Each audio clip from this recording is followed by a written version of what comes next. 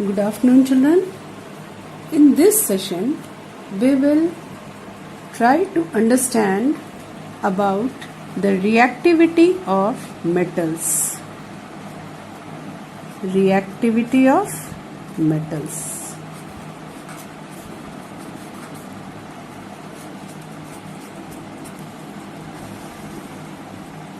Now, before starting this, we will first take an example. Okay, we will just take salt of copper, that is copper chloride.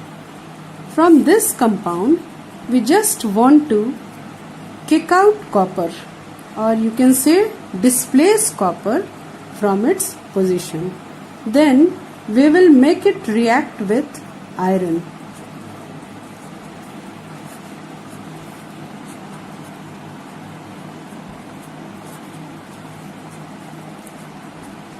Here we see that iron kicks out copper from its place and copper is shifted over here and iron takes the position of copper. Now when we reverse the reaction, okay, just we will do the opposite, that is in place of copper salt we will take iron salt and then we will make it react with copper. Then we see that copper is unable to displace iron from its salt, that is from its compound, and here no reaction takes place. Then the question arises here, why iron is able to displace copper? On the other hand, copper is unable to displace iron. There might be some reason behind this. Here we will know about the reactivity of metals. That means iron is more reactive than copper. That's why it is able to displace here copper, and copper is less reactive then iron, that's why it is unable to displace iron from its position. So here comes the terms reactivity.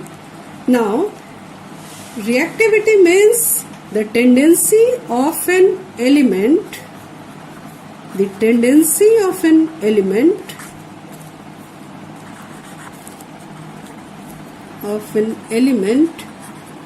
to react with other substances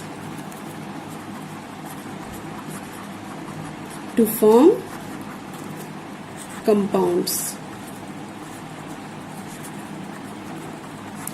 The more reactive the element is, the more it forms substances. That means it will combine with another substance.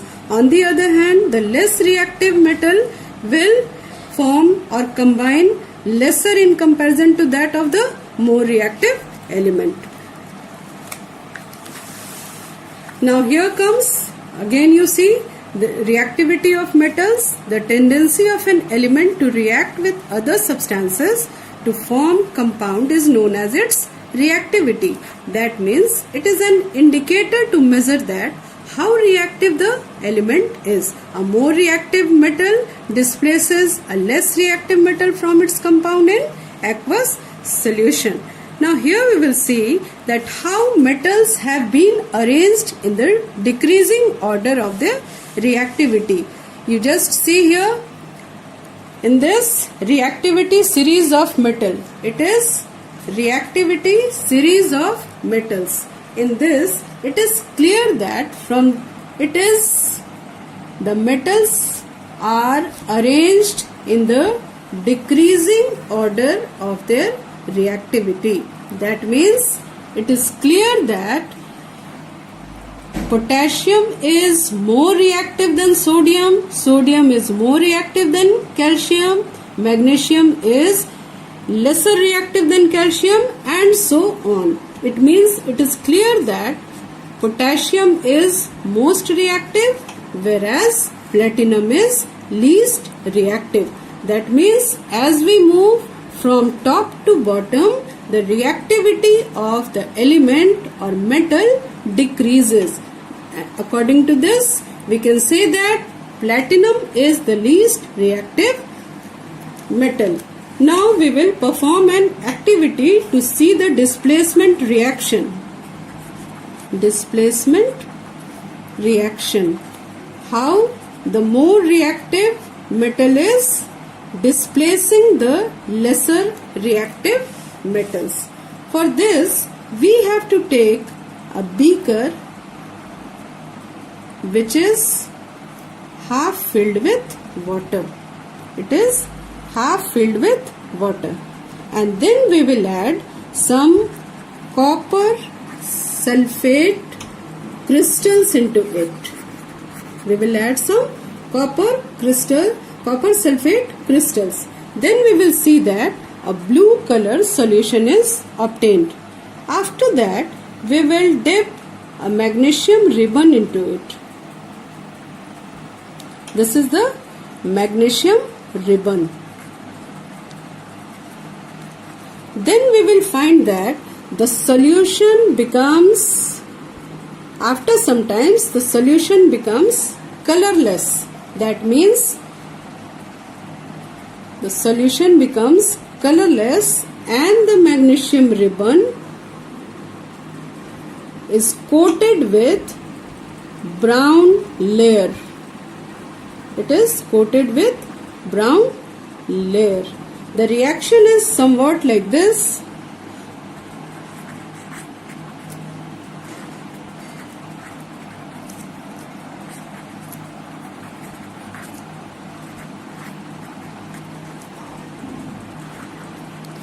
Here the coating which is found on magnesium ribbon, it is the coating of what? It is the coating of copper, and the solution becomes colorless. That means solution is of magnesium sulfate. So it is clear from the reaction that magnesium, being more reactive than copper, displaces copper from its position and it forms magnesium sulfate. The same reaction can be repeated by taking, in place of magnesium, we can take iron nails. And again, when we suppose to make it react with copper sulfate, then iron sulfate will be formed and copper is liberated. Or you see here from the reactivity series, you just see how magnesium is on the top whereas copper is at the bottom. That means magnesium is more reactive than copper. Again you see iron is on the top whereas copper is below. So iron is again more reactive than copper. That means it displaces copper from copper sulfate and forms iron sulfate. It is clear, children, now that the more reactive the element is or metal is, it is capable to displace or kick out the metal which is lesser reactive than that. Now children, we will move to the another topic, that is noble metals. Noble metals. What are noble metals? First of all, least reactive metals. Least reactive metals are known as noble metals. Noble metals. Second one is that noble metals do not react with metals do not react with oxygen, water, acids, or bases whatever present in the surrounding. It does not react. Noble metals do not react. Then the third one is that noble metals are lustrous. That means it is having its shining property for a long time. Shining property for a long time. Fourth one is it do not get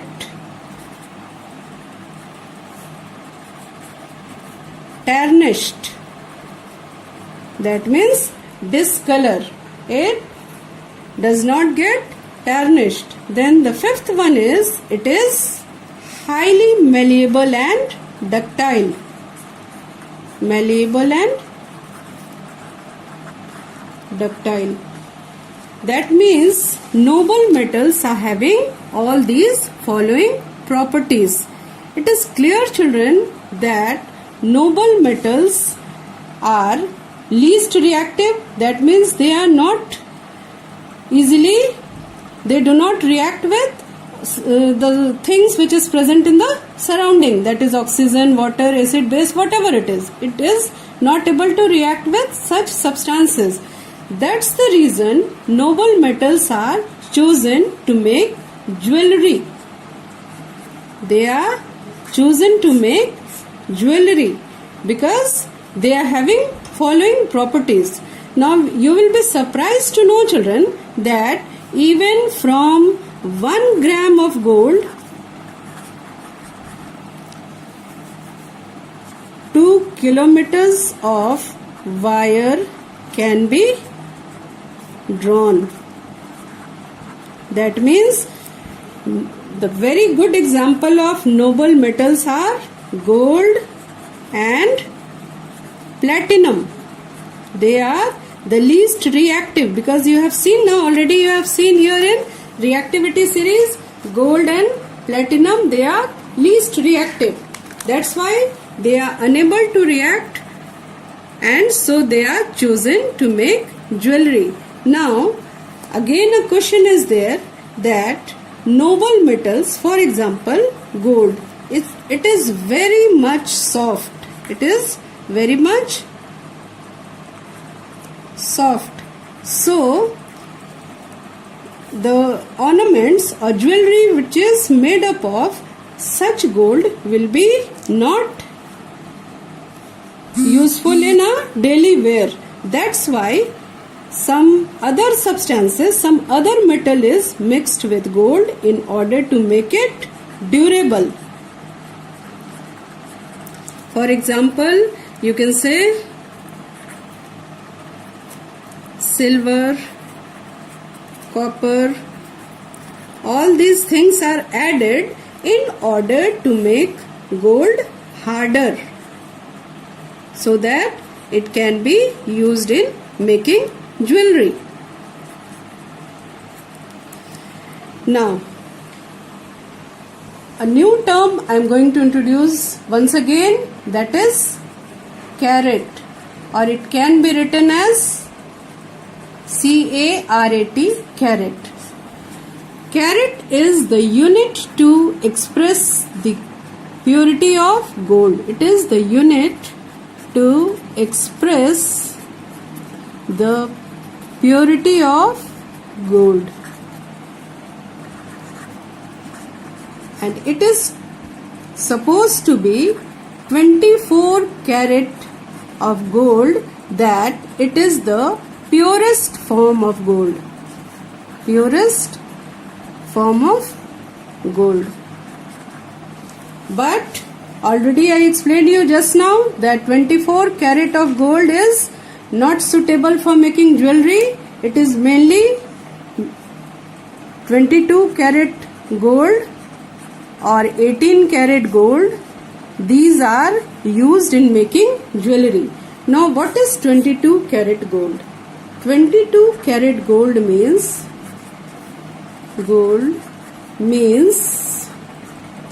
out of 24 parts, 22 parts is of gold, 22 parts is of gold, whereas 2 parts is of another metal. It may be silver, maybe copper. Okay. Now, this is about 22 karat gold. Now come to 18 karat gold. What does it mean? 18 karat gold means out of 24 part, 18 parts are of gold. 18 parts are of gold, and rest 6 parts are of other metals. That means, from percentage point of view, we can say that 18 karat gold means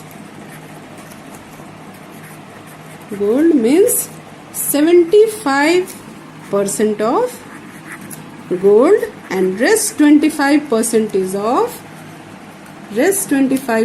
is of other metal.